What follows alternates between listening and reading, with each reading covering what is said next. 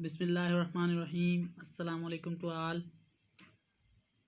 I hope you all will fine and staying safe at home. I am Sir Mudassir, SST teacher from Little Master Model School. We are going to start our syllabus of final term of class 7 SST subject. This is your SST book. So we are going to start our syllabus through online lectures. Today our chapter is Classics of Muslim Literature. Classics मयारी मुस्तनद literature अदब मुसलमानों का मयारी अदब। हमारा ये lesson मुस्लिम literature के हवाले से है। इस चैप्टर में हम मुस्लिम अदब और सकाफ़त के बारे में मालूमात हासिल करेंगे और नामवर मुस्लिम मुसन्निफ़ीन और शुअरा की तसनीफ़ात और उनकी शायरी का मुताला करेंगे।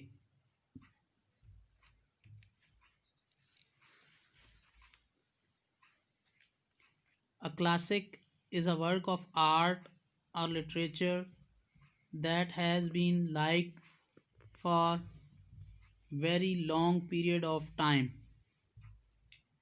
क्लासिक मयारी मुस्तनद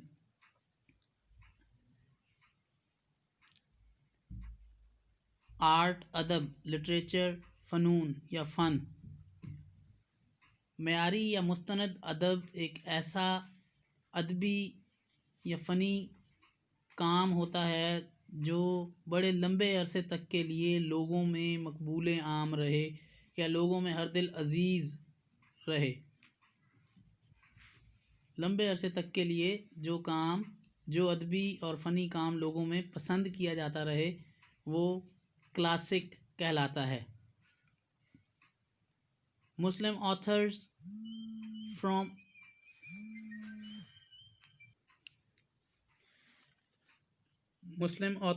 from various period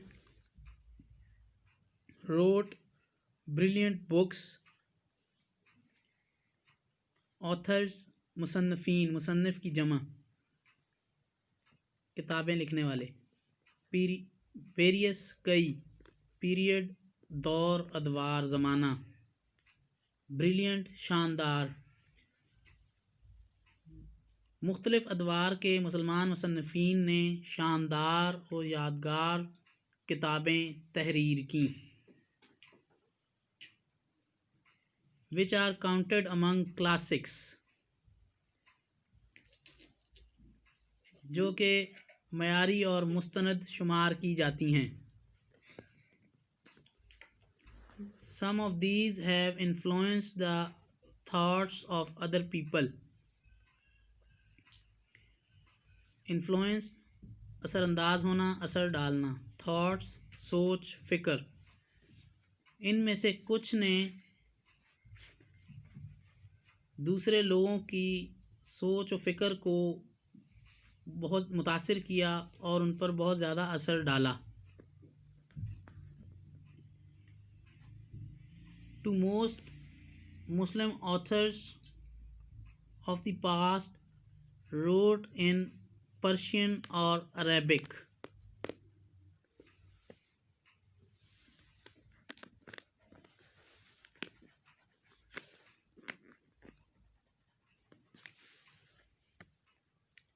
बहुत से मुसलमान मुसन्निफ़ीन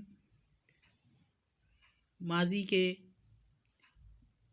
जिन्होंने फ़ारसी और अरबी में लिखा वो भी इन तहरीरों से मुतासिर हुए। पर्शियन फ़ारसी ज़ुबान, अरेबिक अरबी ज़ुबान। Their works have also been translated into other languages. ان مسلمان مصنفین کا کیا گیا کام دوسری زبانوں میں بھی ترجمہ کیا گیا. ٹرانسلیٹ ترجمہ کرنا.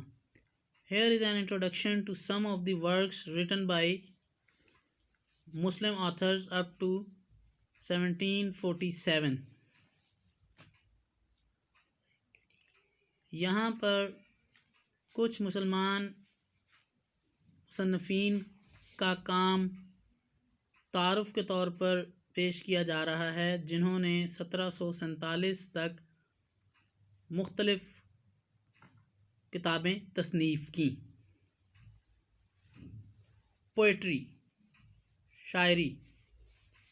Classical Muslim poetry exists in several languages including Arabic, Persian, Urdu, Sindhi, Punjabi, Pashto and many other languages of the world. Several کئی. معیاری مستند مسلم شاعری کئی زبانوں پر مشتمل ہے.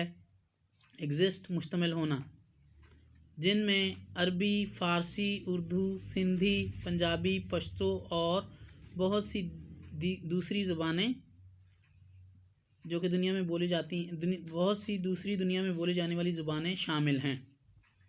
Firdausi 935 his date of birth and 1020 his date of death, who lived in the times of Sultan Mahmud Ghaznavi, wrote a long epic poem. Firdausi جو کہ 935 میں پیدا ہوئے اور 1020 میں ان کی وفات ہوئی، سلطان محمود غزنوی کے دور کے شاعر تھے. انہوں نے ایک طویل سلسلہ وار نظم لکھی، لانگ ایپک پوئم. ایپک کس کو کہتے ہیں؟ جیسے ڈراموں کی ایپیسوڈز.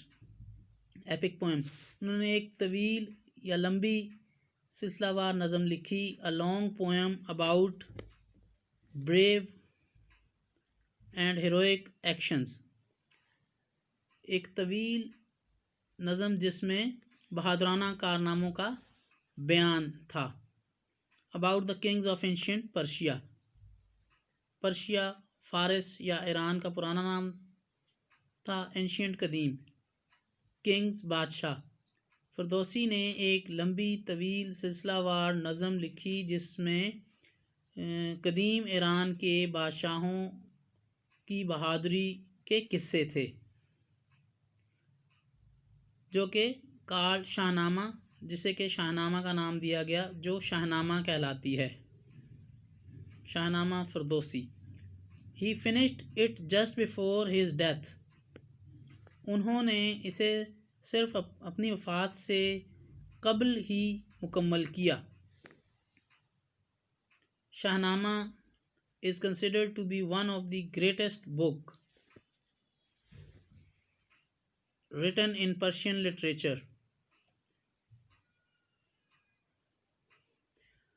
شاہنامہ کنسیڈرڈ سمجھی جاتی ہے گریٹسٹ عظیم ترین پرشین لٹریچر فارسی ادب.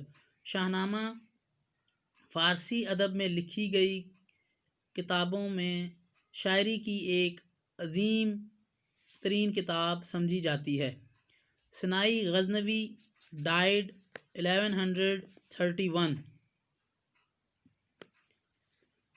wrote a long poem called حدیقۃ الحقیقہ. سنائی غزنوی جو کہ 1131 میں فوت ہوئے، جن کی وفات 1131 میں ہوئی، انہوں نے ایک طویل فارسی نظم لکھی جسے حدیقۃ الحقیقہ کہا جاتا ہے، جس کا نام حدیقۃ الحقیقہ تھا. in which he explained how the entire humanity is connected with each other through God, جس میں ایکسپلینڈ وضاحت کی گئی انٹائر ہیومینٹی تمام انسانیت connected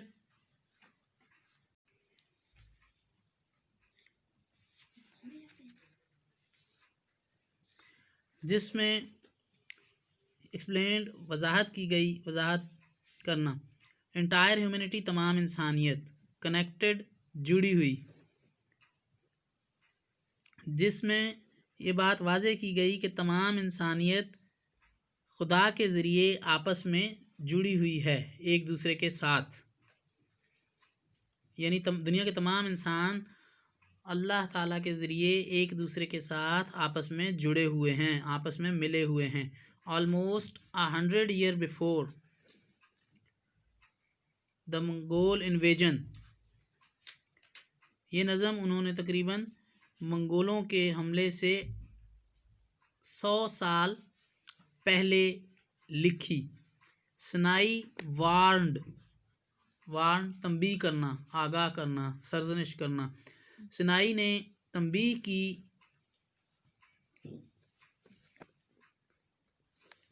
Muslims that they must end their sectarian conflicts and unite۔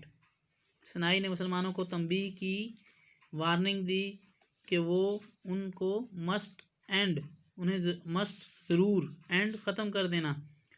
Sectarian conflicts فرقہ وارانہ اختلافات۔ سنائی مسلمانوں کو تنبیہ کرتے ہوئے کہتے ہیں کہ مسلمانوں کو لازمی اپنے فرقہ وارانہ اختلافات ختم کر دینے چاہیے اینڈ یونائٹ، اور متحد ہو جانا چاہیے۔ اس سلسلے میں وہ قرآنی آیات کا حوالہ دیتے ہیں، O you who could not read fine print from the bold, beware. O you who are quarreling over Abu Bakr and Ali, beware.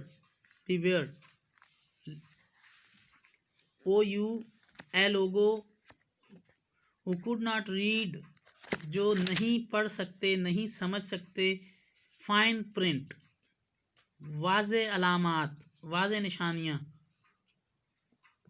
From the bold, جو کہ بڑی واضح کر کے پیش کی گئی ہیں، بیور، خبردار ہو جاؤ، او یو، اے لوگو، who are quarrel جھگڑا کرنا، جو لڑ رہے ہو، اوور ابو بکر اینڈ علی، حضرت ابو بکر رضی اللہ تعالیٰ عنہ اور حضرت علی رضی اللہ تعالیٰ عنہ کے بارے میں، یعنی مسلمانوں کے دو بڑے گروہوں کی طرف اشارہ کیا گیا ہے، جو حضرت ابو بکر رضی اللہ تعالیٰ عنہ کی خلافت اور حضرت علی رضی اللہ تعالیٰ عنہ کی خلافت ان کے درمیان جھگڑا چل رہا تھا، یعنی حضرت علی رضی اللہ تعالیٰ عنہ کی خلافت اور حضرت ابو بکر رضی اللہ تعالیٰ عنہ کی خلافت ان کا موضوع بحث تھی۔ لیٹر بعد میں نظامی گنجوی جو کہ 1141 میں پیدا ہوئے اور 1209 میں ان کی وفات ہوئی،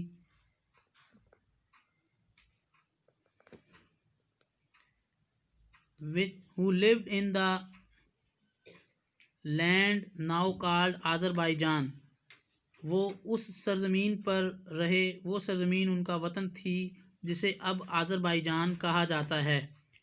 ڈپکٹڈ دا یونٹی، انہوں نے تصویر کشی کی، منظر کشی کی، ڈپکٹ تصویر کھینچنا، یونٹی آف ہیومن کائنڈ، انسانوں کی اتحاد کی منظر کشی کی، ان 5 لانگ پوئمز، 5 لمبی یا طویل نظموں میں، انسانی اتحاد کی، انسانی اتفاق کی، انسانوں کے آپس میں مل جل کر رہنے کی، انہوں نے 5 لمبی نظموں میں اس تمام منظرنامے کی منظر کشی کی۔ مخزن، خسرو و شیریں، لیلا مجنو، ہفت پیکار اینڈ سکندر نامہ، یہ 5 ان نظموں کے نام ہیں، ان طویل نظموں کے نام ہیں جن میں